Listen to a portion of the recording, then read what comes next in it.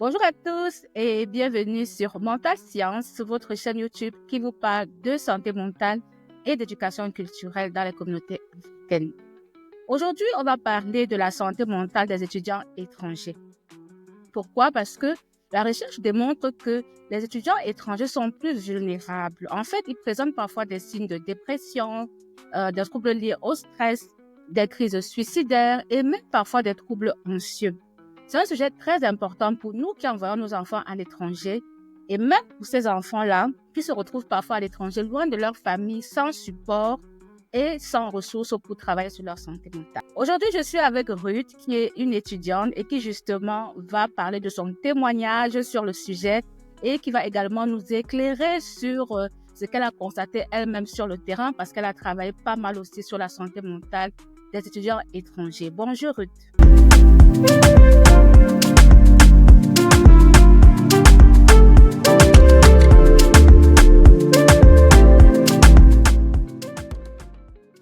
Bonjour, donc comme elle a dit, je suis Ruth Michel Tanguep Yumbi.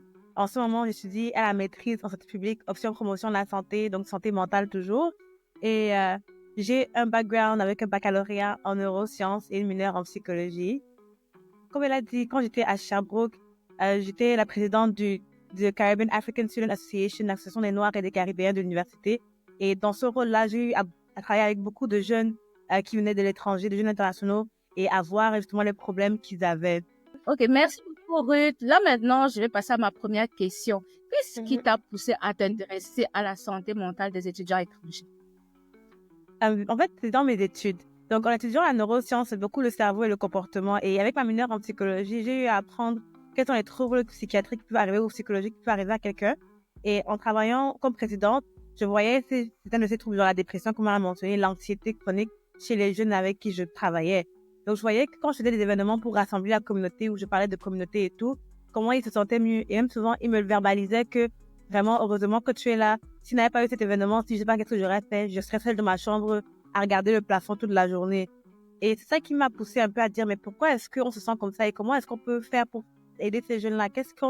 Comment est-ce qu'on peut faire la recherche là-dessus ou bien qu'est-ce qu'on peut faire, trouver comme moyen de ramener la communauté ensemble et de pouvoir changer cette culture de santé mentale dépressive où tout le monde se sent seul dans son coin et personne ne veut rester ensemble. Et comment est-ce qu'on peut sensibiliser la population à ces enjeux que les jeunes vivent? Donc, si je comprends bien ce que tu dis, les étudiants se sont rendus compte justement qu'ils avaient des problèmes de santé mentale quand tu faisais des présentations, c'est ça?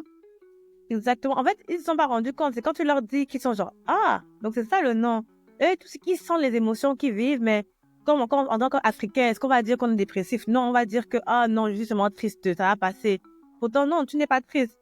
La tristesse, ça dure un petit moment, ça ne dure pas 5 mois. Donc, quand ça dure longtemps, tu es dépressif.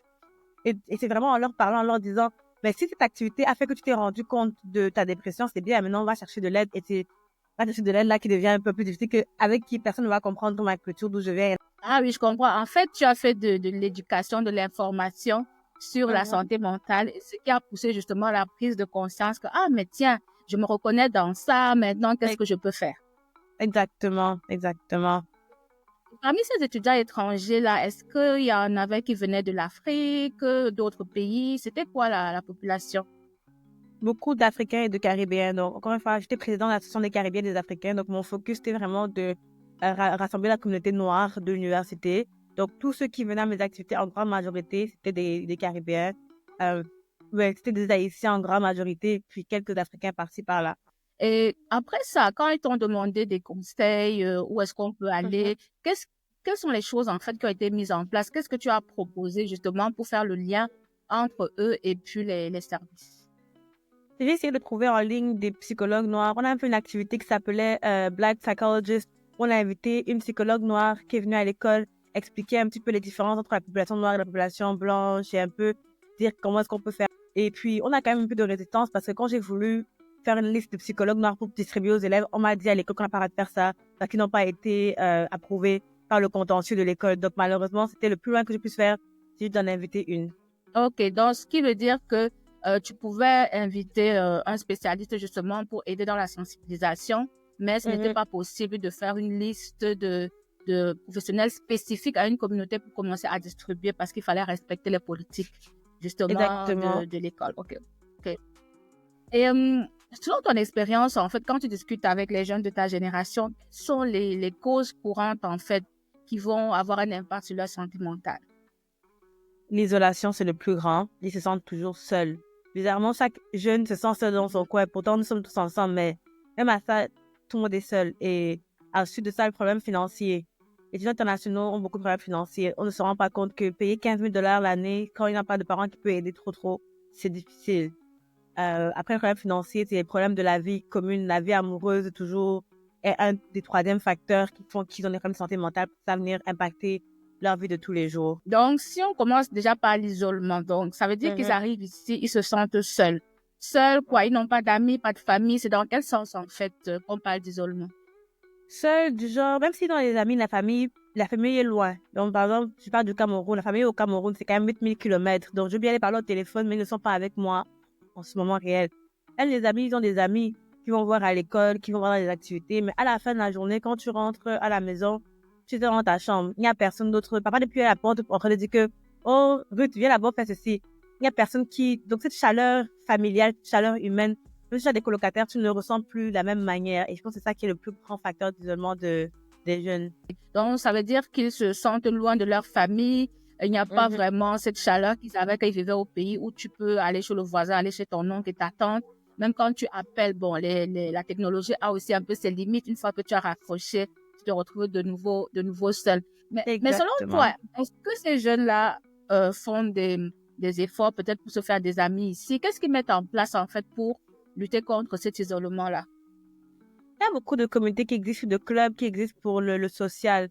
Mais c'est vraiment des fêtes. Donc, tu vas à des fêtes, tu peux bien aller à 40 fêtes à la fin de la journée sans n'enlève pas le sentiment d'isolation que tu ressens quand tu rentres à la maison. Donc, ils vont joindre des clubs, ils vont aller dans des événements sociaux, ils vont passer beaucoup de temps dehors pour essayer vraiment d'éviter d'être seul à la maison. Parce que c'est ça le plus gros truc, c'est que quand tu te retrouves seul dans ta chambre, tu regardes quatre murs et tu es là. Donc, ils vont essayer vraiment de sortir au maximum. Oui, oui, c'est un peu le fait d'apprendre à vivre seul. Parce que je me souviens quand j'ai immigré moi-même, quand j'étais étudiante dans les années 99, c'était un choc pour moi. Je vivais dans une cité universitaire, dans une résidence. Et c'est vrai qu'il y avait d'autres étudiants aussi dans leur chambre. On se voyait parfois pour faire la cuisine à midi ou le soir. Mais après, chacun retourne dans sa chambre. Et puis, tu regardes tes quatre murs.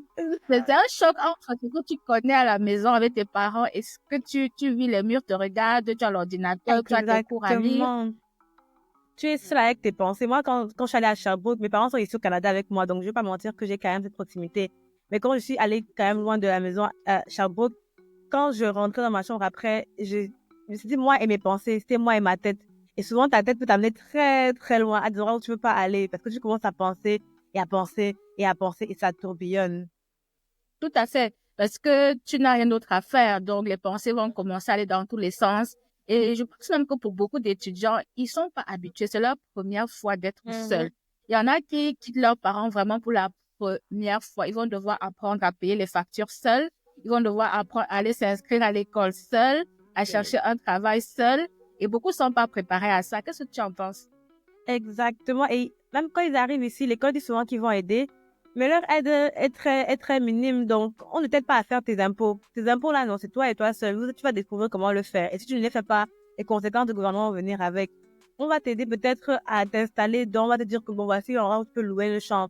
On va t'expliquer que là-bas, ça coûte cher et c'est mieux que tu ailles là-bas. Donc, tu vas seulement vivre avec les conséquences de tes actions sans forcément connaître en toute connaissance de choses. Donc, ça fait beaucoup de pression sur toi parce que même au pays, on compte maintenant sur toi, on te dit que bon, toi, tu es déjà rendu en Bangor, là où tu es là, il faut que tu réussisses.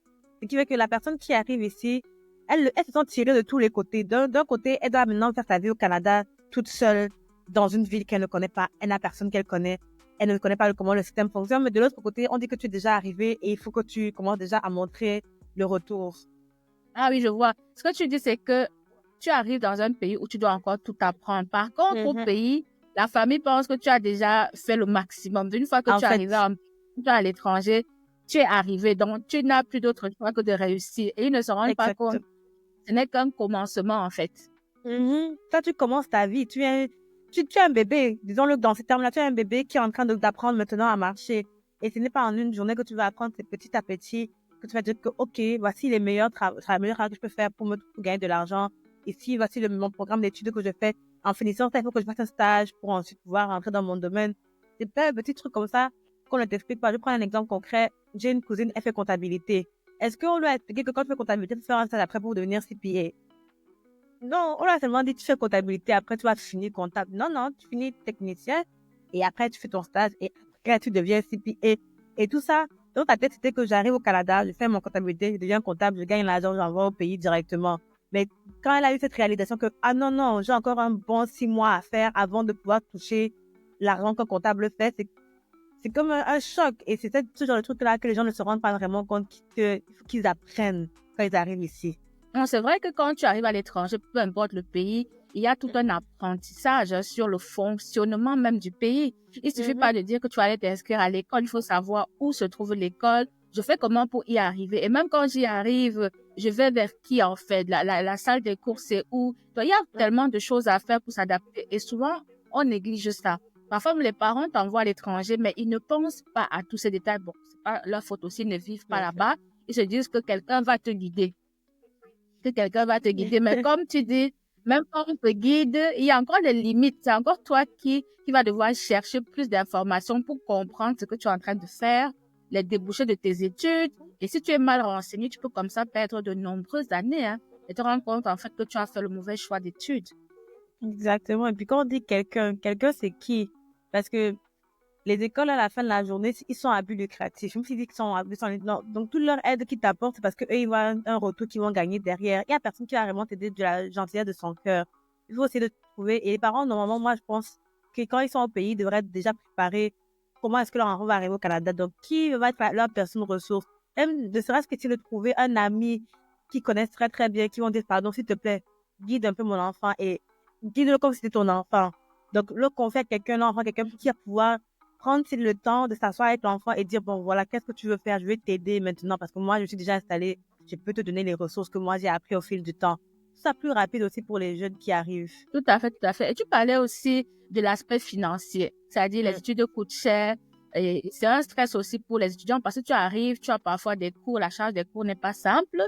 J'enseigne à l'université, donc je vois un peu comment on dit, ah non, madame, pardon, est-ce qu'on peut pas faire moins de devoirs? Est-ce qu'on peut pas plutôt faire tel type de travaux parce qu'on en a énormément? Donc, je sais que la charge des cours, c'est quelque chose qui est vraiment compliqué pour beaucoup d'étudiants. Et à côté de ça, s'il faut que tu cherches encore un boulot, ce n'est pas évident.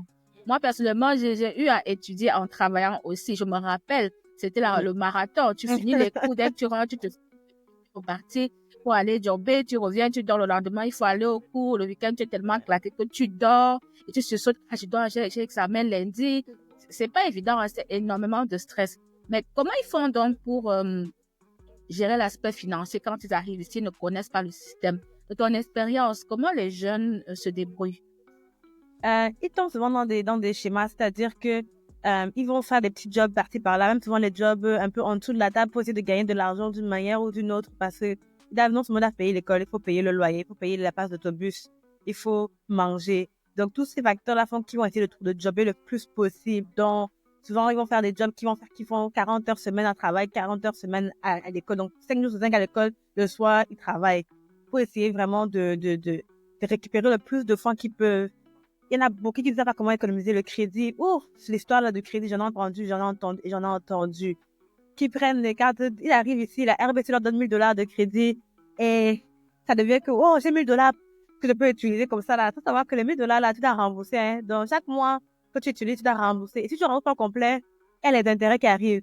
Les intérêts des intérêts et les intérêts des intérêts. Donc, finalement, tu as emprunté $1000, tu te retrouves à rembourser 5000.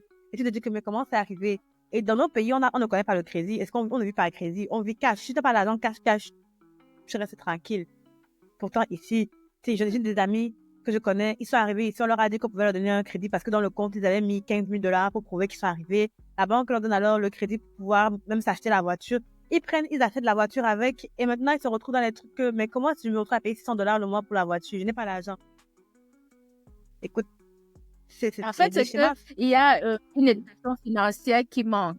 Donc, tu arrives, il y a des opportunités qui le territoire et tu les prends sans réfléchir aux conséquences. Et il n'y a pas quelqu'un qui t'explique que non, fais attention parce que telle opportunité peut être bonne, mais voilà le risque qu'il y a derrière. Donc, ils plongent là-dedans, ils se rendent compte après qu'ils sont un peu coincés au niveau des remboursements.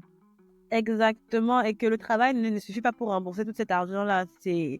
Maintenant, il va falloir que tu te trouves. Et c'est un cycle vicieux. Pourquoi? Parce que tu as pris le crédit, tu vas prendre le crédit pour rembourser le crédit, et bien voilà, avec un autre crédit, genre les notes de conciliation de dette que tu dois maintenant payer. Et dans tout ça, tu viens de ralentir ta vie parce que tu as toutes ces charges-là à un jeune âge. Genre, la personne dont je parle, c'est une personne qui a quoi, 28 ans.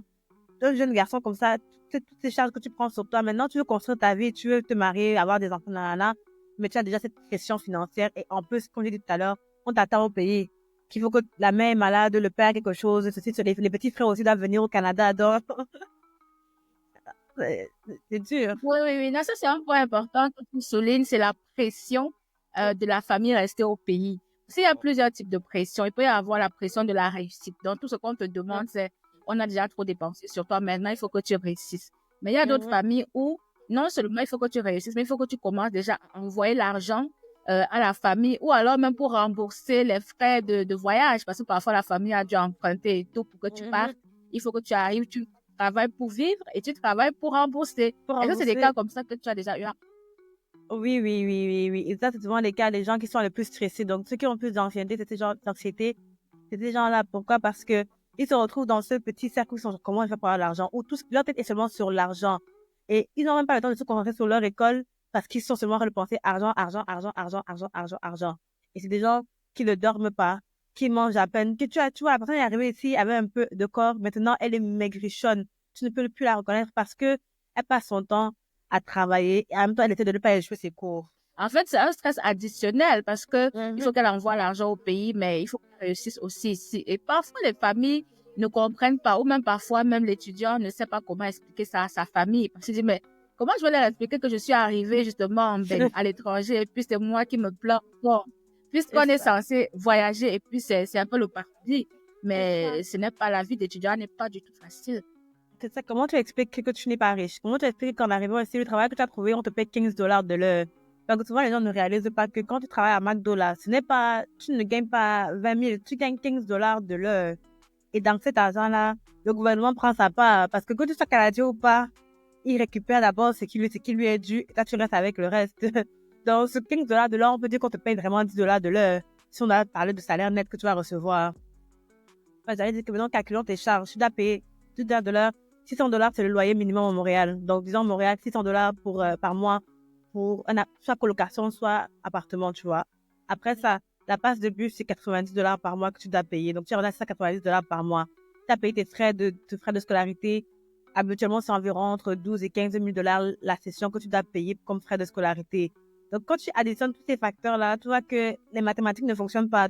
Tes $10 de l'heure ne rentrent pas dans les frais que tu dois payer à la fin du mois. Et puis, c'est comme tu travailles, mais ce n'est même pas suffisant. Tu fais des efforts, mais ce sont des efforts qui sont pas vraiment fructueux. Ça rajoute encore à du stress. J'ai vu des étudiants laisser tomber parfois et commencer à travailler parce que ce n'était pas possible de travailler et d'étudier pour pouvoir survivre. Ils ont dû faire le choix d'abandonner les études et de commencer à travailler. Mais oui, de travailler temps plein parce que le temps partiel ne fonctionne pas et ça arrive beaucoup plus qu'on ne le pense des élèves qui drop out parce qu'ils travaillent l'argent. Ils ne sont pas capables de survivre et même avec 2, 3 jobs, ça ne fonctionne pas. Et le coût de la vie augmente plus que le salaire n'augmente. Donc, ça fait que tu te retrouves dans cette impasse en tant qu'étudiant que, mais comment je fais pour continuer à survivre? Et ça aussi, c'est qu'ils ne sont pas en train. Il y a une qui m'a dit ça m'a vraiment marqué, qu'elle me dit, je suis pas en train de vivre, Ruth, je survis. Donc, on s'entend que le choix du mot est très important. Donc, elle ne profite pas de ce qu'elle fait, elle survit, elle essaie vraiment plus de survivre, de garder la tête au-dessus de l'eau. C'est triste. C'est triste. Et puis, même sachant que les études demandent de la concentration. Quand tu es étudiant, tu as des travaux à remettre, tu as des recherches à faire, parfois il y a des travaux de groupe. Entre tout ça, s'il faut encore que tu travailles, ça va être très compliqué parce que même pour les travaux de groupe, parfois, j'ai souvent vu mes étudiants se plaindre, madame, il y a un tel qui ne participe pas. Il y a un tel qui n'a pas fait sa part. Et puis quand tu discutes avec un tel t'explique, madame, vraiment, j'ai 3 jobs, j'étais fatiguée, je suis rentrée, j'étais fatiguée, je voulais le faire, mais j'étais trop épuisée. Est-ce que je peux remettre mon travail plus tard? Donc parfois, c'est juste que l'étudiant est épuisé. Il fait trop de choses en même temps. Il étudie, il travaille la nuit, il travaille le jour, il travaille le week-end. Et il n'a même plus assez même de temps pour se concentrer sur ce pourquoi il est venu ici. Il n'arrive plus à étudier parce que sa tête n'est même plus là. Il faut il travaille pour payer ses factures et envoyer l'argent au pays. Exactement. Et tu les vois souvent là avec les cernes qui arrivent jusqu'ici en bas parce que la personne est fatiguée. Elle n'a plus d'énergie pour rien faire. Elle n'est pas présente dans ce qu'elle fait. Même quand tu la vois à l'école, elle n'est pas là au cours. C'est son fantôme qui est là parce qu'elle n'a juste plus d'énergie, plus rien. Et je pense que c'est ça qui ramène finalement, on retourne encore à la dépression du début. Parce que tous ces facteurs d'anxiété-là, tous ces facteurs de stress-là te rendent fatigué et tu vas finir par devenir dépressif. Oui, bien évidemment. Et même, j'ai vu des personnes me dire, il faut que je retourne faire même 2 semaines au pays. J'ai besoin de voir ma famille parce que je suis toujours en train de déprimer. Et après, ils me disent, mais mon père a refusé. Ma mère a dit non, qu'est-ce que je viens faire ici? Ce sont des dépenses. Donc, même la famille là-bas ne comprend pas le besoin que certains étudiants ont de retourner pour reconnecter avec la famille pour éviter de sombrer dans la dépression. Ils se disent que c'est vraiment un gaspillage d'argent, alors que non, ils ont vraiment besoin de faire ça pour leur santé mentale. Ils se sentent seuls, loin de chez eux, ils ont tellement de défis, ils savent même plus à quel sens se vouer. Et souvent, le dernier recours, c'est de dire, j'ai besoin de voir ma famille, il faut que je rentre. Mais la famille dit non, on ne veut pas te voir ici parce que ça coûte cher d'arriver ici, ce sera encore les dépenses, les gens vont croire que tu es riche, il faut qu'on donne l'argent aux gens qu'on n'a pas. C'est ça, la plupart des étudiants passent leurs 3 ans de bac sans jamais rentrer chez eux et ils rentrent seulement quand ils ont fini leurs études. Parce que c'est le seul moment où on les autorise, entre guillemets, que ok, là tu as fini, tu peux maintenant partir. Tu peux revenir à la maison, nous montrer tes diplômes, nous montrer comment tu es déjà en haut.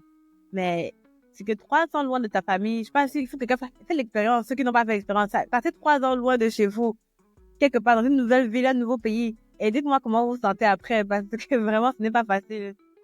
Non, du tout, du tout. Et comme je disais au début, tout le monde n'est pas préparé. Quand tu es parent, par exemple, tu peux avoir 3, 4 enfants, tu vois que tes enfants n'ont pas la même personnalité, par exemple. Ils n'ont même pas la même proactivité.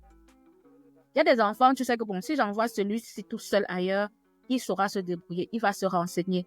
Mais celle-ci, si je l'envoie, non, ça va pas être possible parce qu'elle est timide, elle a peur de parler aux gens, ça va être compliqué. Donc, parfois, les parents ne font même pas attention à ce genre de détails.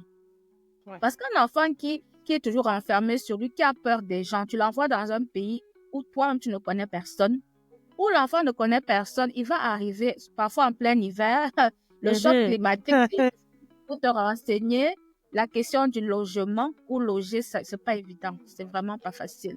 C'est vraiment pas facile. Et puis, il y a tellement de gens qui te détournent quand tu arrives parce qu'ils veulent te ramener dans comment dire ça?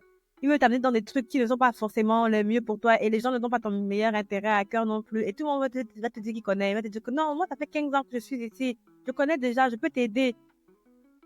Il faut vraiment apprendre à être résilient et apprendre toi-même à faire tes recherches, ce qui non plus n'est pas le plus facile au monde. Tout à fait. Je sais que dans certaines universités, il y a ce qu'on appelle les mentors. C'est-à-dire, tu arrives, les anciens étudiants qui vont t'accompagner, t'expliquer comment le système fonctionne. Mais quelle est ton expérience par rapport à l'adaptation scolaire, académique, sur le plan académique? Quelles sont les difficultés que les étudiants étrangers rencontrent? Sur le plan académique, c'est la différence de système.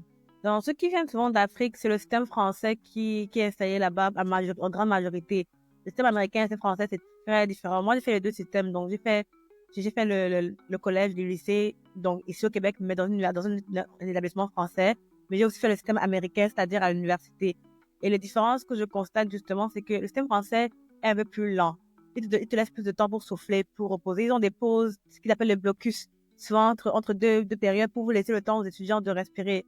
Le système américain n'est pas là. Chaque 4 mois intenses d'école, et c'est ça. Et donc souvent, c'est quand ils arrivent ici, ils auront les mêmes blocus, des trucs comme ça, les mêmes pratiques qu'avant. Et ça change. Donc les professeurs aussi ne vous gèrent pas comme en Afrique aussi, les professeurs sont un peu plus léniants, vous pouvez plus communiquer avec eux. Ici, les professeurs sont plus, à l'université surtout, un prof d'université agrégé, souvent tu vas pas me voir, tu ne connaîtras pas sa couleur parce qu'il ne va jamais être en classe. Ce sera seulement le chargé du cours. Le chargé, donc lui aussi, souvent il n'est pas très très flexible. Donc quand souvent c'est très coulé dans le béton. Ce que le prof dit, c'est ce qui est et s'adapter à ce système, c'est aussi compliqué. Donc tu arrives, tu n'as les mêmes manières d'étudier ne fonctionnent pas ici. La première session souvent est très difficile parce que s'adapter aux nouvelles manières d'étudier, au fait que tu as 5 cours simultanément avec 5 pratiques différentes, parce que chaque prof aussi a son propre système, que ce soit sur les évaluations, que ce soit sur la manière dont il donne son cours. Donc, s'adapter à ces pratiques-là aussi. les manières de noter sont différentes. Ce n'est plus sur 20, c'est sur 100. Et même sur 100, parfois, il y a des profs qui disent que moi, je note seulement en lettres. Donc, moi, je donne un A, moi, je donne pas, moi, je donne un 5. Donc, ça fait que maintenant, tu as fait de te dire, mais comment est-ce que ça fonctionne ici? Juste s'adapter au système éducatif en général. Donc, venant d'un système français, un système américain, moi, c'était ça le plus grand blocage. Et quand je parlais à mes amis qui venaient du Cameroun, ils me disent, mais c'est exactement la même chose qu'on vit parce que on se retrouve que moi, au Cameroun, je savais que mon professeur m'allait sur 20. Et quand j'ai 18 sur 20, je peux aller par mon professeur et discuter que, pardon, le 18, là, c'était pourquoi? Donne-moi même 19,5 et vous communiquez, il corrige devant toi. Ici, il y a une procédure au complet. Il faut appliquer pour une révision des notes. Et tu n'es pas là, tu n'es pas parlé. Non, non, ils vont recorriger quand tu sois là. Ils vont te redonner une décision. Et la décision qui te redonne, c'est finale. Il n'y a plus cette fameuse proximité-là, j'ai envie de dire, avec le corps enseignant qu'il y a, par exemple, en Afrique. Oui, et ce que tu dis est vraiment pertinent. Ce que j'ai remarqué aussi en tant que professeur, c'est qu'il y a une différence au niveau de la rédaction. C'est-à-dire même quand on te demande de faire un devoir. Souvent, quand tu viens des pays d'Afrique où tu as étudié là-bas, le système est un peu différent. Il y a la manière dont tu vas présenter, argumenter, introduction, le pour et le contre, conclusion. Alors que souvent ici, on te demande plus un travail de création, de réflexion. Donc, on n'est pas là pour que tu alignes des phrases avec des argumentaires. On veut voir, en fait, ce que tu as été lire comme ressources, ce que tu proposes. On parle souvent de projets. Et beaucoup d'étudiants sont perdus parce qu'ils disent, je comprends pas, en fait, qu'est-ce qu'on me demande de faire? Parce que le système dans lequel ils ont étudié, ce n'est pas ça. C'est beaucoup plus, on te donne une leçon que tu étudies, tu intègres et tu restitues.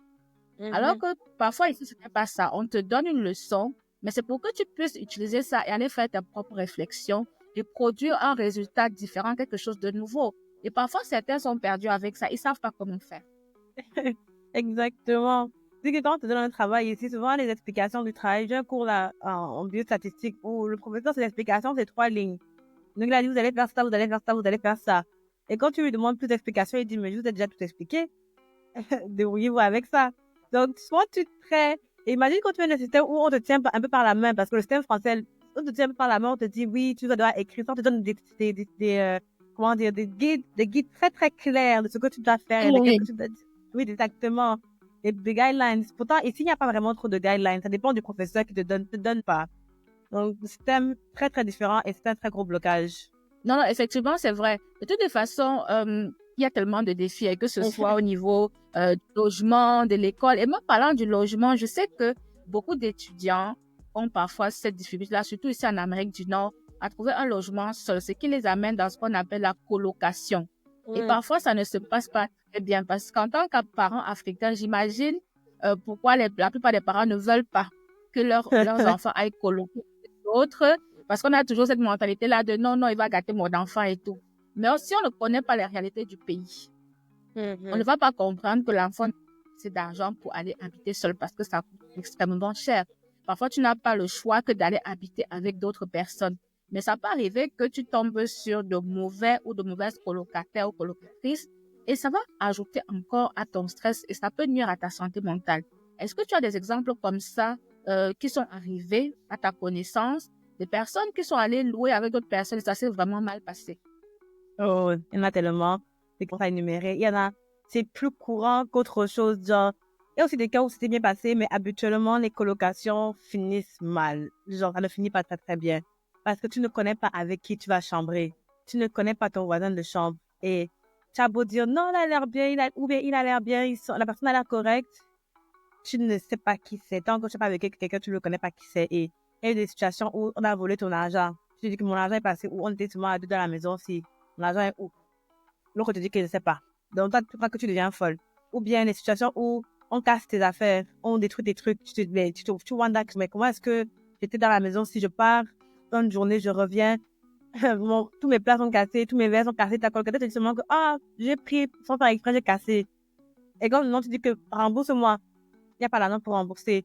Ou tu te rends compte qu'on te trompe. Il y avait une personne qui s'est rendu compte qu'on a trop, parce que c'est pas elle qui payait les factures d'électricité, ni d'eau, ni d'internet, ni rien. C'est la côté qui payait parce que c'était son nom. Donc, elle envoie chaque mois, ça coûte tant. Elle envoie. Après, tu aurais dit que, est-ce que je peux voir les factures, s'il te plaît? Parce qu'on me demande les factures pour mon travail. Quand ces factures, elle regarde, mais c'est pas ça, je paye plus que ça. Donc, je paye pour nous deux, finalement. Toi, tu payes quelle partie si c'est moi qui paye ce mois? Donc, la colocation, c'est il faut être très vigilant. Il faut absolument connaître la personne avec qui vous allez chambrer. Si vous allez en colocation, faites des interviews extensives, c'est-à-dire poser des questions, même si c'est très, très personnel. Faites-vous déjà même un contrat. Signez un contrat où vous dites à la personne, est-ce que tu vas ramener les gens dans ma maison quand je ne suis pas là? Est-ce que si je suis là, tu ramèneras ton copain ou ta copine? Comment ça va se passer? Donc, et vraiment, poser toutes les questions, le maximum de questions possibles pour pouvoir avoir le plus d'informations possible sur la personne que vous allez prendre, avec qui vous allez habiter. Sinon, vous aurez de mauvaises surprises après. Tout à fait. Et c'est pas agréable de vivre quelque part et puis de pas s'entendre avec les colocataires parce que tu vis là, tu dors là, je veux dire, tu étudies là. Et si tu te retrouves dans une situation où tu fuis ta propre maison parce que ça ne va pas, ben, ça va ajouter encore à du stress. Les gens n'en parlent pas souvent, mais la question du logement et de cette proximité-là, de cette promiscuité même aussi, parce qu'il y a pas que les problèmes il a cassé mon plat ou bien il me trompe sur les factures. Il y a même les habitudes. Il y a la propreté, l'hygiène, je veux dire, maintenir les espaces communs propres. Si on n'a pas la même éducation, ça va être très compliqué. Tu seras très mal à l'aise. Exactement. Puis il y en a ceux qui ne savent pas. C'est quand on ne t'a pas éduqué de la même manière qu'on a éduqué d'autres personnes, ce clash-là aussi peut venir causer des problèmes entre vous. Et après, comme tu as dit, fuir ta maison, ce n'est vraiment pas agréable. Et de partir tout le temps pour ne pas être à la maison, c'est une ressource de stress que tu vas t'ajouter, en plus de tous les stress que tu as déjà avec l'école, avec les finances, etc. Tout à fait. Et parfois, même dans les faits divers, tu peux lire qu'il y a eu des étudiants qui ont fait des tentatives de suicide, qui se sont même suicidés.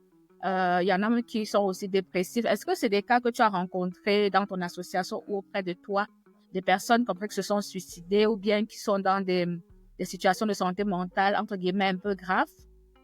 On a eu des cas quand même assez graves parce qu'en même temps que j'étais dans ma association, j'étais assistante en résidence. Donc, j'habitais en résidence quand j'étais à Sherbrooke et dans le bâtiment, c'est moi qui gérais tout un bâtiment de jeunes. Donc, j'avais environ 40 étudiants à ma charge que fallait que je m'assure qu'ils aillent bien. Et parmi les étudiants internationaux, c'était toujours eux qui étaient mes plus grands signaux d'alarme. Par exemple, pendant une semaine, on ne les voit pas. On se demande, ils sont où? Donc, toute une semaine, la personne ne va plus en cours, je ne la vois pas. Quand tu cognes à la porte, c'est silence radio. Et quand tu les crois, la personne ne va pas bien. Et c'était souvent les étudiants internationaux noirs qui avaient le plus ces genres d'émotions-là.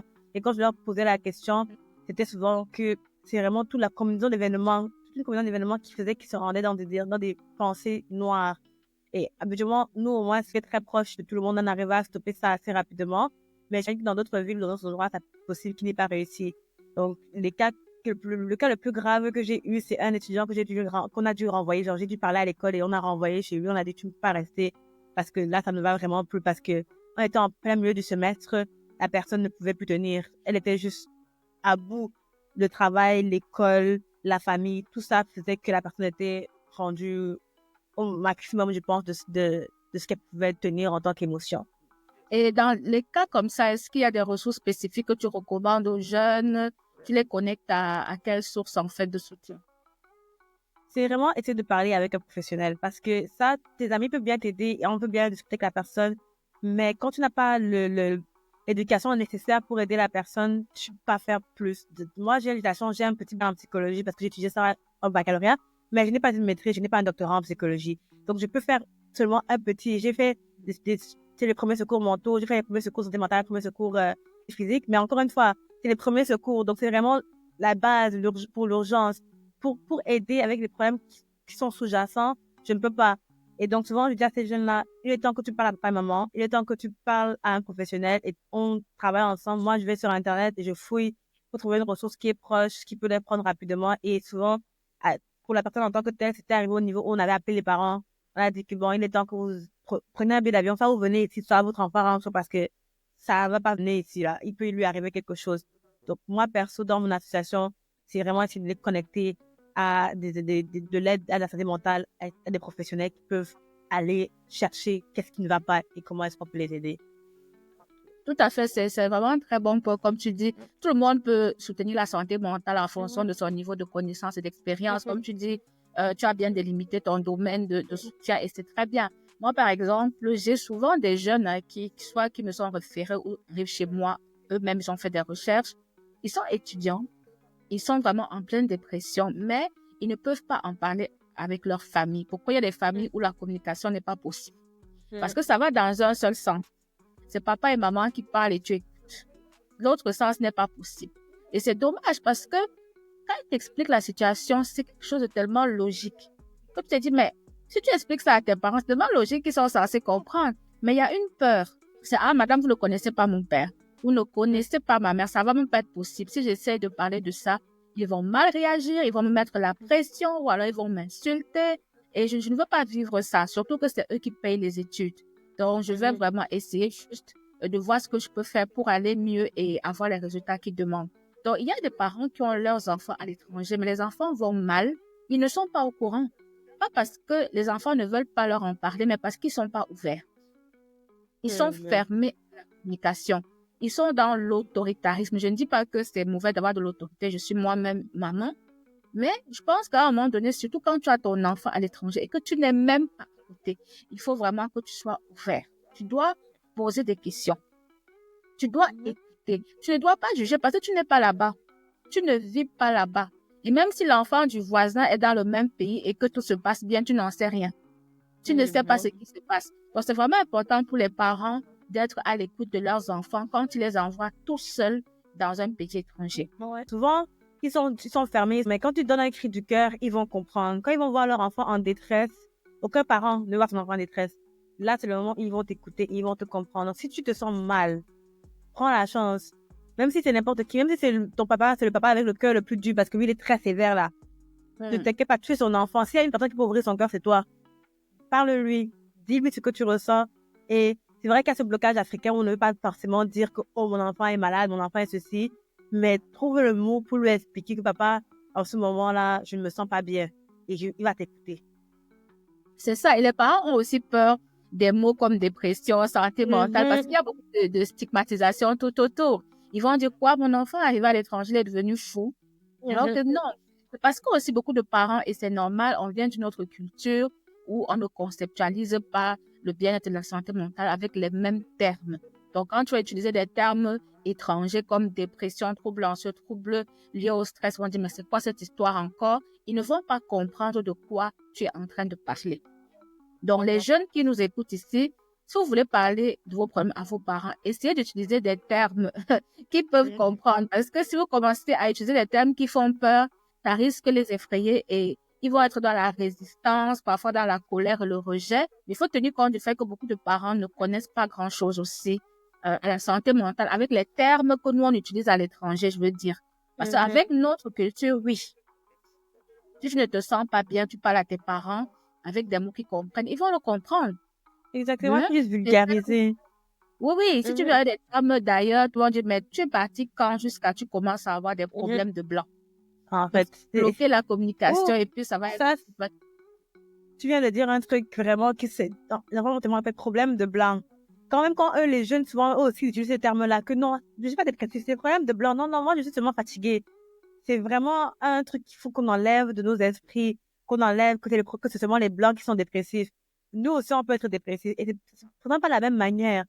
Mais il faut qu'on réussisse à reconnaître nos symptômes, nos signes, et que oui, la dépression, et qu'on l'accepte en fait. Tout à fait. Et puis, bon, on va pas non plus leur en vouloir. Tu sais, dans nos cultures, c'est pas comme ça qu'on n'utilise pas ces mots-là. On se dit, oui, on a vu ça à la télé, ça vient d'une autre culture. C'est pour ça que les approches culturellement sensibles sont importantes. Parce que là, on apprend aux gens à sensibiliser, mais dans un langage que chaque communauté culturelle va comprendre. Ce n'est pas étonnant, ce n'est même pas extraordinaire, ce n'est pas exceptionnel que les gens rejettent ce qu'ils ne connaissent pas. Il y a la peur. On a peur de l'inconnu. On a peur du stigmate. On ne veut pas qu'on dise, oh, celle-là est dépressive. Parce que même dans d'autres cultures, même les cultures européennes, nord-américaines, il y a aussi des stigmates. Il y a la stigmatisation partout. Ce n'est pas que dans les cultures africaines. Peut-être que chez nous, il y en a un peu plus, mais ça existe plus. C'est pas dans toutes les communautés qu'on voit la santé mentale ou les psys d'un bon œil. Parfois, beaucoup s'en méfient. Ils estiment que ça ne peut pas les aider ou alors que c'est pour des personnes qui sont, entre guillemets, comme elles disent, folles. Donc, les jeunes qui disent ça, c'est aussi parfois en réaction avec tout ce qui les stéréotypes qu'ils voient dans la société. Sûr. Et peut-être je leur expliquer que tu as raison, tu n'es pas folle, tu n'as pas un problème de blanc comme tu dis, mais peut-être que tu as besoin d'être écouté, d'être aidé. Juste trouver une autre approche pour amener la personne à parler. Parce que comme je dis toujours, les termes qu'on utilise sont les premiers obstacles parfois à la sensibilisation. Il va te dire non, tu m'excuses, mais ce que tu es en train de dire, je ne suis pas concernée du tout. C'est ça. Et même ici, ça a pris du temps, en tant qu'on est rendu au DSM-5, hein. Ils ont fait 5 livres avant de commencer à être un peu plus sensibles, parce qu'avant, les femmes, c'était l'hystérie. Donc, que ça prend du temps partout, et même ici, ils ont dû s'adapter aux problèmes de santé mentale, et je pense que nous aussi, on peut s'adapter à ça, et on peut commencer à les accepter. Et comme tu as dit, peut-être pour nous, être plus culturellement sensible, et peut-être aller voir comment est-ce qu'on peut le dire dans les mots de nos grands-parents, parce que je suis sûre que nos grands-parents, à l'époque qu'ils vivaient, c'était même ces mêmes symptômes-là. Ils avaient notre manière de l'appeler. Ils avaient des manières de le traiter. Donc, on peut même aller chercher, creuser, voir comment est-ce qu'ils faisaient à l'époque, voir se gérer quand ils avaient ce genre de période. Tout à fait, parce que les ressources existent dans toutes les cultures et dans toutes les communautés. C'est seulement que dans beaucoup de cultures, notamment dans les nôtres, il y a une perte culturelle. Il y a moins de liens entre les anciennes, bon, pas les anciennes générations, mais les personnes plus âgées et les plus jeunes. Donc, les transmissions intergénérationnelles ne se font plus comme avant. Donc, quand les personnes âgées vont décéder, souvent, elles n'ont pas transmis beaucoup de ressources, beaucoup de solutions qui pourraient être utiles parce que les jeunes sont beaucoup plus centrés sur ce qui se passe ailleurs. Avec la mondialisation, on pense qu'il y a une seule manière de faire, une seule manière d'être, un seul type de valeur, une seule norme à laquelle tout le monde doit adhérer. Pourtant, ce n'est pas vrai du tout. Il y a tellement de normes, de valeurs et de manières de voir le monde qui existent et surtout de ressources qui existent, mais ce n'est pas connu et ce n'est pas transmis. Exactement. Et tu m'amènes à un autre point que tu viens de me rappeler, c'est la perte de culture et aussi une source de stress, d'anxiété et de dépression chez les jeunes. Pourquoi? Parce qu'ils ne vont plus, ils ne vivent plus les choses qu'ils vivaient avant en Afrique. Un jeune qui était très proche et on a envoyé maintenant à l'étranger, ce n'est pas la même chose. Bafang et le Montréal, c'est deux endroits différents. Tu as la perte du langage totale, perte de ta culture. La culture camerounaise, tu ne sens plus ça ici comme tu sentais ça au pays. Et donc, c'est important de se revenir en communauté juste pour sentir un petit peu cette chaleur-là. Et c'est important pour nos communautés à nous de transmettre nos valeurs. Et c'est important que ceux qui sont les leaders dans les communautés, là, ceux qui souvent sont présidents des communautés Bamileke ou autres, ou Bassa et Béti et tout, même, disons, guinéennes et tout. C'est important pour vous de prendre ces jeunes sous vos ailes, de les encadrer et de les retransmettre ce que vous savez de votre culture. Parce que n'oubliez pas que quand on arrive ici, qu'on a 20 ans, on est encore très malléable. Notre cerveau n'est pas forcément développé au complet et c'est très facile pour un jeune de se perdre et de perdre sa culture comme ça. Donc, c'est vraiment à vous de nous rattraper, de nous tenir et de dire, voilà d'où tu viens, n'oublie jamais ça et de nous aider. Parce que ça aussi, ça peut faire une grande différence dans la vie d'un jeune. Tout à fait. Et c'est la culture, comme moi je dis toujours, c'est un énorme facteur de protection pour la santé mentale. Parce que parfois, quand tu es perdu, tu n'as pas de repères. Qu'est-ce que tu vas faire? Tu vas essayer d'adopter les repères qui viennent d'ailleurs jusqu'à ce que tu te rendes compte qu'il y a un conflit de valeurs. Tu n'es ni à gauche, tu n'es ni à droite. Tu ne sais même plus qui tu es. Chez un jeune, c'est très perturbateur parce que il ne sait pas, bon, est-ce que je suis encore camerounais? Est-ce que je suis canadien? Je suis quoi?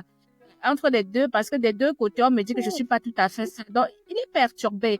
Et là, ça va avoir vraiment beaucoup d'influence sur la manière dont il va même rebondir face aux difficultés. Parce que dans nos cultures, par exemple, surtout la langue maternelle, comme tu disais, il y a des proverbes. Tu te souviens quand tu étais petite, là, tu fais quelque chose de pas bien et puis ta mère te lâche un proverbe là comme ça, qui en lui seul est en train de t'apprendre la vie. C'est-à-dire que dans chaque proverbe, il y a une leçon. Il y a une manière de te comporter. Même les contes. Dans les contes, quand tu écoutes les contes, les enfants qui ont été têtus, on te dit voilà ce qui lui est arrivé. Et à la fin, il y a toujours une... Donc, il y a les enseignements que nous avons dans nos cultures, mais malheureusement, ce n'est pas suffisamment valorisé, ce n'est pas suffisamment transmis. Et quand il y a une perte de la langue maternelle, tu perds beaucoup parce qu'on ne peut pas tout mettre en français. Et même quand tu essaies de transmettre en français, tu perds beaucoup, tu perds le sens, tu perds les représentations. Donc, la perte de la langue maternelle ou le fait de ne même pas la connaître, c'est déjà aussi un problème. Mais ça ne veut pas dire qu'on ne peut rien faire.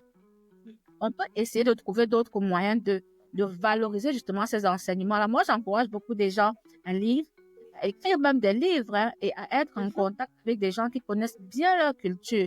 Comme ça, tu poses des questions, on t'apprend des choses, tu intègres et tu pratiques au quotidien justement comme une ressource pour ta santé mentale et pour développer aussi ta résilience. Mais il faut le vouloir parce qu'il y a des jeunes aussi qui rejettent leur culture. Ouais, mais il y a beaucoup de crises identitaires qui arrivent quand tu viens de l'étranger en tant que jeune ici. Parce que tu veux être tu veux faire comme les autres. Tu veux faire comme tes amis que tu viens de croiser. En même temps, tu te dis, mais voilà mon pays là-bas derrière, tu m'attends. Donc tu te retrouves dans cet entre-deux où tu n'es ni canadienne ni étranger. Donc tu es comme au milieu et tu essaies de trouver qui tu es. Et on s'entend que la vingtaine, c'est quel âge gestationnel? On va regarder, c'est là où tu essaies de devenir, de trouver ton appartenance, c'est là où tu essaies de te fonder, de te trouver, en fait. Ton identité, c'est là qu'elle se... Et quand tu te retrouves dans cette crise identitaire-là, c'est le moment où il faut que les gens de ta culture viennent vraiment essayer de te chercher et de ramener. Donc, t'intégrer tout en restant proche de ta culture. Tout à fait, tout à fait. Comme tu as dit le mot, c'est une crise identitaire que beaucoup ne voient même pas, ils ne se rendent même pas compte parce que on passe communauté noire et moi je dis il faut toujours mettre un S parce que ce n'est pas la communauté, c'est les communautés. À l'intérieur, il y a beaucoup de diversité. On a des histoires différentes, des cultures différentes, des valeurs différentes qu'il faut justement valoriser. Il n'y a pas une seule norme à laquelle on doit tendre. C'est vrai qu'il y a des facteurs communs qu'on peut retrouver dans pas mal de cultures, mais il y a des spécificités aussi qui sont importantes à connaître parce qu'un enfant ou un jeune même qui n'arrive pas à s'identifier, c'est dangereux parce qu'il va naviguer toute sa vie à gauche et à droite sans jamais savoir quelle position prendre. Et même face aux autres, il ne saura pas comment s'affirmer. Parce qu'on va se rendre compte que toi-même, tu n'es pas bien ici culturellement. Tu ne défends même pas ta propre identité. Et quand tu parles, on entend plus l'acculturation que ta culture d'origine.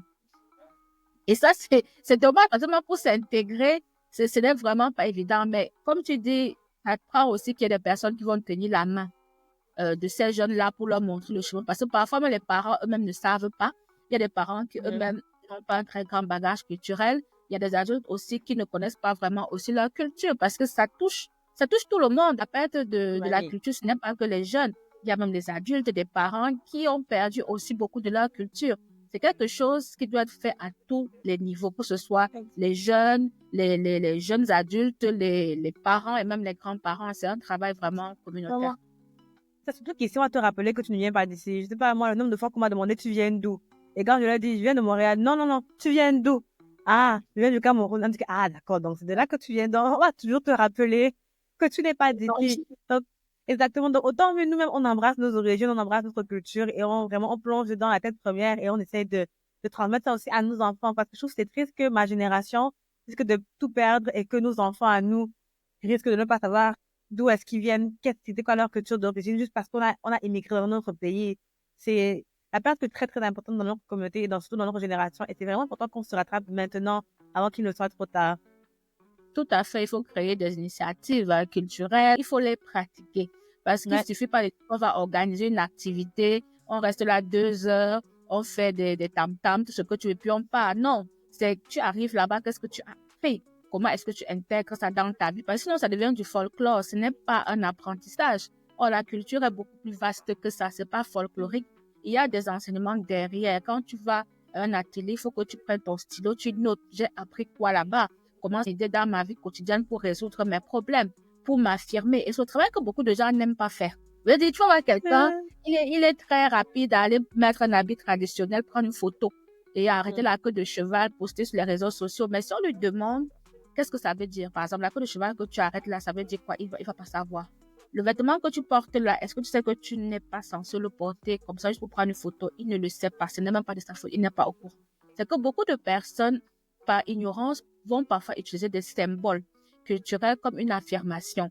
C'est pas mauvais, mais il faut que tu comprennes le sens parce que parfois tu fais même des erreurs. Tu fais des choses qui ne sont même pas censées être faites dans ta propre culture, mais tu le fais parce que tu t'es limité juste à ce qu'on peut voir, à affirmer visuellement que oui, je suis Bamileke. Je suis de telle région, d'accord. Mais si tu dis ça, mais que tu ne peux pas expliquer à quelqu'un qui te pose la question, qu'est-ce que ces symboles-là veulent dire? Alors, il y a un problème. Exactement. C'est-à-dire que tu n'as pas poussé plus loin, justement, ton besoin d'identité. Tu t'es limité simplement à quelque chose que tu vas démontrer aux autres. Alors, la question est de savoir, est-ce qu'on est encore dans la valorisation culturelle ou bien qu'est-ce que c'est? Donc, moi, c'est un questionnement que je pose toujours aux gens que je rencontre et je dis, pour moi, valoriser la culture, ce n'est pas simplement la montrer. C'est la vivre, c'est la comprendre, c'est l'enseigner et c'est la pratiquer. Ce n'est que comme ça qu'elle va être pérenne et puis que les enfants vont apprendre. Parce que si tu le fais juste ponctuellement lors d'un événement et puis on attend encore l'année prochaine ou 2 ans, l'enfant va retenir quoi? Il va se dire que c'est une fête. Si ce n'est pas accompagné d'un autre type d'enseignement, si tu ne connectes pas ça à quelque chose de plus profond, ce que tu es en train de faire ne va pas vraiment avoir un impact. Donc, c'est quelque chose qu'on doit aussi apprendre. Comment transmettre? Comment nous-mêmes, on peut faire vivre nos cultures et comment on peut les transmettre pour que les jeunes puissent en profiter aussi et pour que ça les protège justement sur le plan de la santé mentale, surtout quand ils sont nés à l'étranger ou quand ils ont immigré à l'étranger. Exactement, parce que ce rapprochement-là peut faire toute une différence. Quelqu'un qui sait qui il est, qui connaît sa culture, quand il arrive à l'étranger, même s'il veut s'intégrer, il connaît déjà ses racines, donc on sait pouvoir s'intégrer avec ses racines. Et ça, comme ça, il sera protégé. Donc tout ce qui va venir vers lui va dire que ça, c'est pas ma culture, ça, c'est pas comme ça que nous on fait. Je comprends que c'est comme ça que vous faites, je vais m'intégrer par rapport à ça. Mais au fond de moi, je connais qui je suis, je connais d'où je viens, et je sais que mes pratiques, c'est comme ça que je vais faire dans ma vie avec mes enfants à la maison. Tout à fait, c'est très bon pour l'estime de soi aussi. Parce que plus tu es assis culturellement, plus tu as une bonne perception de soi, plus tu as une bonne estime de soi. Et c'est facile pour toi quand maintenant les relations interpersonnelles deviennent compliquées. Tu peux savoir comment t'affirmer tout en respectant l'autre. Tu pourras dire à l'autre, oui, je comprends ce que tu dis, mais bon, chez moi, ça ne se passe pas comme ça, mais je respecte ce que tu dis. Ça permet que tu aies confiance dans ton affirmation de soi, que tu ne te dises pas que c'est toi qui n'es pas normal ou que peut-être c'est ta culture qui est arriérée. Non, ça n'a rien à voir. C'est que vous êtes différents. C'est tout. Il n'y a pas de culture qui est supérieure à une autre. On est simplement différents. Et dans toutes les cultures, il y a du bon et du mauvais. Et ça, il y a du bon et du mauvais partout. Et puis, on essaie de vivre en harmonie. En harmonie, c'est ça. C'est vraiment ça, c'est évident. On tire vers la fin, mais j'aimerais qu'on aborde quand même un sujet qui touche aux relations amoureuses. Parce que quand on parle de la santé mentale des jeunes, on parle aussi des relations amoureuses. Donc, dis-moi, est-ce que je sais qu'il y a un facteur de risque pour la santé mentale, pour les relations amoureuses, notamment un jeune, par exemple, qui tombe amoureux ou une jeune fille qui va tomber amoureuse et ça ne va pas bien se passer. Ça peut avoir un impact sur sa santé mentale, même sur ses études à l'étranger. Est-ce que ça, c'est quelque chose que tu as déjà connu dans ton réseau? Oui, définitivement. Je vais parler des jeunes filles parce que je parle plus avec les jeunes filles. Les relations amoureuses des garçons ne m'en parlent pas trop. Je suis une fille, donc ils préfèrent rester entre eux. Pourtant, les jeunes filles viennent m'en parler quand même assez. Et ça, souvent, ce que je retiens, c'est que les jeunes filles se mettent en couple parfois pas parce qu'elles sont forcément amoureuses, mais parce qu'elles se sentent seules. Encore une fois, la perte de solitude fait que elles se disent, bon, le gars est gentil, il me drague. Si je me mets avec lui, au moins, on est à deux, on est plus chacun sur quoi, on est à deux. Donc, ils se mettent en couple comme ça. Et ce qui fait que quand ça finit, c'est souvent cette coupure-là encore. Donc, ils ont appris à être seuls. Maintenant, ils se sont mis avec quelqu'un pour lui être seuls. Là, ça finit. Donc, ils se retrouvent encore seuls. Et donc, cette solitude revient encore les hanter. Et donc, souvent, même, les relations ne finissent pas juste parce que la personne ne veut pas être seule. Donc, elle dit que je veux d'abord rester avec le gars parce que je préfère être dans une relation qui n'est pas forcément bonne pour moi parce que j'ai pas envie de vivre cette solitude-là. Donc, au niveau des relations interpersonnelles amoureuses avec les filles, ce que je vois beaucoup, c'est que souvent, tu leur demandes même, tu sais pourquoi? Elle dit que, je ne sais pas, hein, parce qu'il est là. C'est un facteur que chez les jeunes, ils ne se rendent pas forcément compte qu'elles sont en train de chercher la proximité de l'autre plutôt que de chercher un bien-être amoureux. Et finalement, elles se sentent pas bien dans leur relation. En même temps, elles se disent, qu'est-ce qui est mieux? Ne pas me sentir bien dans la relation ou bien me sentir seule encore comme avant. Donc, c'est le plus gros problème que moi j'ai vu avec les filles. Dans les relations qui ne fonctionnent pas, bien sûr, parce qu'il y en a plein qui fonctionnent aussi. Okay. Donc, si je comprends bien, beaucoup vont aller dans les relations pour fuir la solitude. C'est-à-dire, au lieu que je reste seule ici entre quatre murs, je m'ennuie, je déprime, peut-être si j'accepte les avances de ce gars, au moins ça me fait quelqu'un avec qui parler et j'ai un réseau, j'ai quelqu'un avec qui je peux socialement exister, c'est ça? Exactement, quelqu'un qui est plus comme une famille, parce que encore parler, ils ont les amis, nous avons tous des amis, mais ils ne sont pas là pour toi tout le temps, tandis que ton conjoint, il est là pour toi tout le temps. C'est la personne avec qui tu partages ta vie. Donc, tu vas toujours être là pour t'aider. Et c'est comme ta deuxième famille maintenant. OK. Et j'ai déjà eu à voir aussi, dans le cadre de ma pratique clinique, des jeunes qui consultent pour dépression grave parce que justement, il y a une rupture. Donc, c'est le copain qui les a quittés ou alors c'est qu'elles ont quitté le copain suite peut-être à, j'ai découvert l'infidélité ou autre chose. Et c'est quelque chose qui est très dangereux parce que les émotions à cet âge-là sont très intenses. Donc, il y a des jeunes qui vont m'avoir des idées suite à une rupture amoureuse. Et ils vont dire, oui, mais j'ai essayé d'en parler à ma soeur ou mon frère, ils me disent de ne pas déranger les gens. Que si je suis encore jeune, je dois étudier. Pourquoi je leur parle des bêtises comme ça? Donc, on a souvent l'impression que dans nos communautés, on banalise justement la déception amoureuse des jeunes parce qu'on se dit que bon, ils s'amusent, ce n'est pas très sérieux. Pourtant, c'est faux. On n'a pas tous les mêmes fragilités. Tu n'arrives plus à aller à l'école, tu n'arrives plus à lire tes cours, tout semble noir pour toi. En fait, tu as l'impression que ta vie est finie. C'est un peu normal parce que la déception amoureuse va un peu fonctionner comme ça. Et c'est important justement d'informer les jeunes sur le fait que oui, si tu vis une situation pareille, c'est normal que tu aies ce genre de symptômes, mais ne reste pas seul. Appelle les lignes d'urgence, tu peux parler à quelqu'un, tu ne donnes pas ton nom, ce n'est pas grave.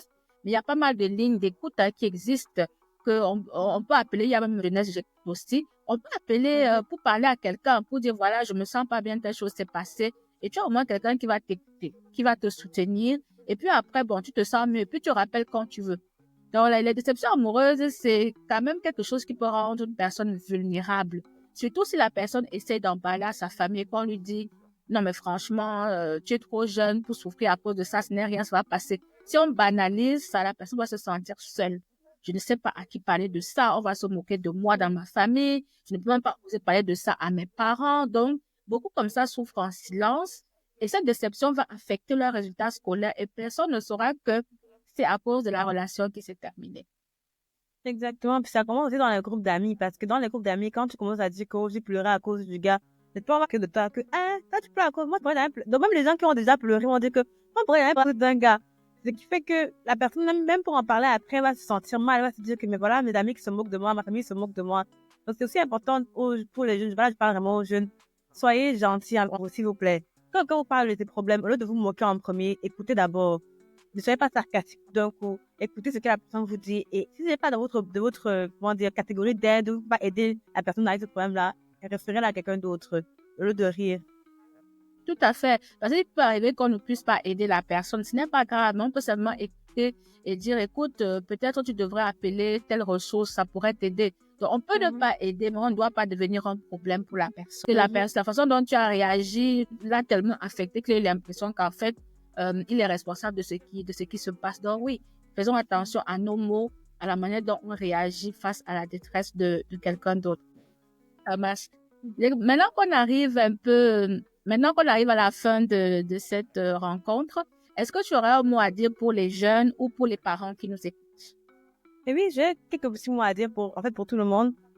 Pour les jeunes, c'est important de parler, communiquer. Ne restez pas dans votre coin, ne restez pas seul. Ça, c'est dur de vivre seul, je peux vous le dire. J'ai fait l'expérience, c'est très, très dur. Si vous ne le pouvez pas, il faut en parler. Vous pouvez parler avec vos amis, il y a des conseillers qui sont là aussi pour vous. Il y a plein de ressources qui sont dehors pour vous. Il faut juste les chercher. Vous ne savez pas où chercher, honnêtement. Vous allez trouver. Je vous dis, allez sur Internet, parlez-en, parlez de vos problèmes. C'est important. Ce n'est pas un jeu. Ce n'est pas un truc de blanc. C'est un truc qui nous affecte aussi. Ça peut être dangereux pour vous si vous n'en parlez pas. Au niveau des parents, soyez réceptifs. Soyez ouverts. Écoutez vos enfants.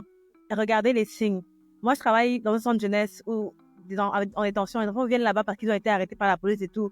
Les signes étaient présents. Souvent, les parents, quand tu fais l'enquête, les parents, ils se disent qu'ils n'ont pas vu. Regardez les signes. Si un enfant ne parle plus, ne vous appelle plus, est dans son coin tout le temps, il y a quelque chose qui se passe. Communiquez avec vos enfants. Appelez-les. Prenez le téléphone comme ça, vous les appelez. Vous savez pas ce que vous pouvez découvrir. Appelez l'enfant quand il est seul. Parce que ça va parler avec votre enfant. Mon père a fait ça pour moi quand il était à Sherbrooke. Il m'appelait chaque soir, comme l'horloge. Et il y a des fois où vraiment ça coupait mes pensées n'importe où. Donc vraiment, prenez soin de vos enfants. Que vous soyez là, proche d'eux, que vous soyez loin d'eux. Essayez vraiment de garder ce contact avec eux tout le temps, tout le temps. Et si vous n'avez pas d'enfant et que vous êtes encore un jeune qui est ici, mais qui n'est pas, qui est un peu entre l'école et entre les parents, ça va bien aller. C'est une transition qui est difficile, mais tenez bon. Et vous aussi, prenez soin de votre santé mentale. Tout à fait. Merci beaucoup, Ruth. Et de toutes les façons, comme je dis toujours, on vit dans un monde où il y a tellement d'informations que les gens ne savent même plus où chercher. Donc, allez sur Google, vous tapez simplement aide de santé mentale.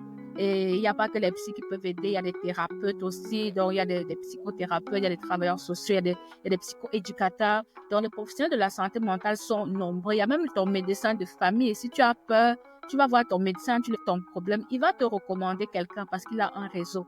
N'ayez pas peur en fait, n'ayez pas peur d'aller demander de l'aide parce qu'on est là pour ça. On est là pour vous écouter, pour vous aiguiller, pour vous guider et on ne juge pas. Donc un professionnel, il ne va jamais vous juger, il va jamais se moquer de vous, il va jamais rire de votre problème et il va surtout respecter la confidentialité.